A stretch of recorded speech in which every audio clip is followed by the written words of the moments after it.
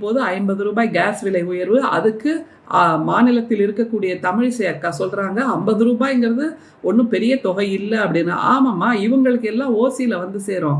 இந்த மாதத்துக்கு 30 சிலிண்டர் வரும். ஆளுநராக இருந்தவங்க அப்படிங்கிறனால அதுக்கான வசதி வாய்ப்புகள் எல்லாமே கூட சேர்ந்து வரும். இவங்க அப்படியே விட்டெறியலாம் 50 ரூபாயை. ஆனால் தினசரி வேலைக்கு போய் தான் 50 ரூபாயை சம்பாதிக்க வேண்டும் என்று இருக்கக்கூடிய ஏழை மக்களுக்கு யார் நிவாரணம் கொடுப்பார்கள்? எனவே ஒன்றியத்தில் இருக்கக்கூடிய பிஜேபி அரசு, நம்முடைய மாண்புமிகு பிரதமர் அவர்கள் ஒவ்வொரு நாடாக போய் விருதுகளை வாங்கி கொண்டு வருவதில் தான் இப்போது மும்முரமாக இருக்கிறாரே தவிர இந்திய மக்களின் பிரச்சனைகளை தீர்ப்பதில் அவர் எந்த மும்முரமும் காட்டுவதில்லை. இப்படிப்பட்ட சீர்கேடான செயல்களில் ஈடுபட்ட ஆளுநரை கூட அவர் கொண்டாடி கொண்டுதான் இருந்தார்.